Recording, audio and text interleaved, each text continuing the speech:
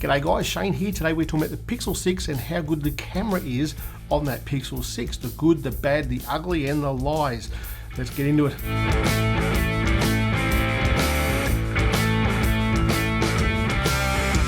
Now the Pixel 6 has always been a low light powerhouse. It's kind of been my go-to camera when it comes to astrophotography, or at least it was a couple of years ago. But as other manufacturers started catching up, is Pixel really still the king of the night? In the past few years, other manufacturers have caught up really well. Huawei's been doing it for a while, but the comparison between the two is that the Pixel takes a really good photo, nice and clean, no digital noise or very little, but it takes 4 minutes. Whereas other ones, they take 30 seconds or less, 25 seconds, 30 seconds, and you get a bit of noise, but editing, you can kind of bring that all together. So it is good, but the others have certainly caught up. And that's because since Pixel 2, 3, 4 and 5, they've all got the same hardware in that camera, just that the software's got better and better. So when you think about Pixels, you think about the software and you think about the camera, because they both do really good things together. Other manufacturers though have caught up. You see, for all those generations, Pixel with a 12 megapixel camera just got its software better and better and better. And they're really known for that computational photography that it does. And computational photography is there for really two reasons. It's there for one, for the hardware reasons. You can't go putting a big portrait lens onto a phone to get a low f-stop to get good bokeh and blur behind for portrait photo. So they brought in portrait mode, and that's a computational thing. And I think if you're watching this, you'll agree that over the years, portrait mode photography on phones has got better and better and better.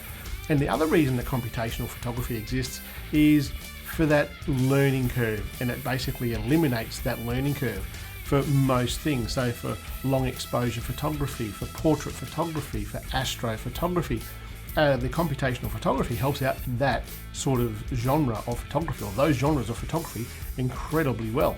Now, portrait mode is one thing, long exposures, well, that's another thing. When it comes to any sort of photography from phones, in my opinion, it needs to be dead set simple. And if it's not simple, well, go and use a camera. When it comes to long exposure photography, the iPhones have been doing it for some time now with their live photo. So you take a live photo, hold it still, take a live photo, then go into the gallery, change that live photo from live to long exposure. Simple as that. This phone, the Pixel 6, now with its motion facilities in that camera, you go to motion, you've got long exposure right there. And it does a bloody good job. You set the camera up, hit motion, hit long exposure, hold it still, take a photo, and the computational photography pushes out some pretty bloody impressive photos. It works really, really well 100% of the time. And then astrophotography is obviously good on this camera. Pixels are known for astrophotography, and this doesn't let us down. I expected it to be a bit better, maybe even a little bit quicker, but it still takes a bloody good photo. It just takes a long time. Night mode is also incredibly good. It turns night almost into day. It's almost too good. And now that we're running new software on this with new hardware, we start to see a few little cracks appear. This thing had such good potential, but it's not good all of the time. It's good most of the time. So when we take a general photo, regular photo, what I find as a photographer, the Pixel tends to over-edit a photo, over-emphasize sharpness, contrast and saturation. It's almost like a HDR photo every time you take a photo. That's if you're just taking in JPEGs. If you're going to go and edit a RAW file, go and edit the RAW file. So many times it works perfectly, but then occasionally it just oversaturates it, overstructures it, and it doesn't look good. So it's perfect sometimes. And then, just like most other modern smartphones, we've got this horrible sun glare that iPhones are certainly getting a bad name for. They're getting ahead of it though. They're getting ahead of the curve, I think, the iPhones, with fixing that dot with some of the releases of iOS that's coming out. But yeah, it's obviously very present in this phone as well. It doesn't escape it. Now, along with that software, we've got some really cool things happening on this phone. We've got two cool things. One's always been around, but I think it's a little bit better. That is the Google Lens, taking a photo, going into your gallery and having a look. You don't even need to go into the gallery, you can just do it with the camera. But here's an old photo that I took on a couple of weekends ago with my bike out after a ride. So have a look at that, and the phone is smart enough, Google services are smart enough that it's identified what sort of bike it is and where I can buy some more, and that's just bloody amazing. The other thing is in the tools In the editing app, which I'll talk about in a second, if you go into photos and then edit a photo, and you've got that erase tool, so it's called the magic erase tool, and you don't even need to take this photo on this phone. Like this photo here, I just downloaded from the internet. We'll get rid of this soccer ball, and we'll get rid of, I don't know, we'll get rid of a player. It uses the same technology that's in Photoshop with that content aware fill, so you can select something and just fill it in with what it thinks is the right thing, and it does a good job most of the time. And that's a bit of a theme I'm finding with this particular phone. It does an incredibly good job most of the time. So we'll talk about that again in just a minute. The other thing with this here, that before we get into any sort of negatives about this phone, is that the gallery, and I'll just put this across the board with all Pixel devices. With an iPhone, you can go into the gallery, edit a photo, and you can do some editing now. And it does a reasonably good job. It's so much better than what it used to be. And you do the same thing with Androids as well, but this phone, when it's editing these things, it just, again, the hardware and the software marries into a really good combination, and just a one touch of a button and it brings that photo to what the phone thinks it should be, done really well. But there's all those little sliders in there. Sure, you can take it out of there and put it into something like Lightroom or Snapseed to get something more specific, more local, but the editing app on a Pixel, it's just amazing. Now, to talk about the negative stuff here, I'm going to use a term that my mate Greg McMillan, he told me a little while ago, Canadian guy, you're picking the fly shit out of the pepper, and that's really what we're doing here, because this phone and the camera that's on this phone is really impressive, and we're really trying to find some nitpicky stuff here before I talk about the elephant. When it takes a good photo, it's damn near perfect. The software that's in the back of this, it edits it well, and it puts out a photo that would look good in most places, that being on social media and stuff where most people use these photos.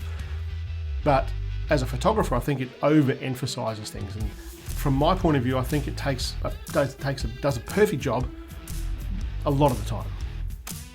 The thing that didn't work well for me, and I was using it the way it was meant to be used, was that motion blur with the vehicle moving, and I took a lot of photos here, and it didn't seem to matter what I did, I got different results almost all the time. The cars were moving past reasonably consistent speeds, so you would think that it would just work reasonably consistent, but it didn't.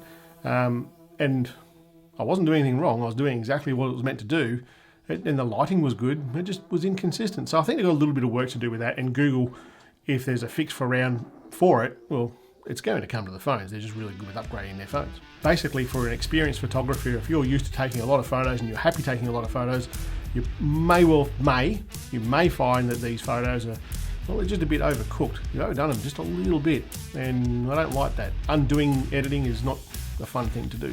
Let's talk about the elephant in the room. This thing was marketed with new hardware in there, 50 megapixel camera, but you can't use it. And that is the biggest disappointment I've had in any phone this year, I think.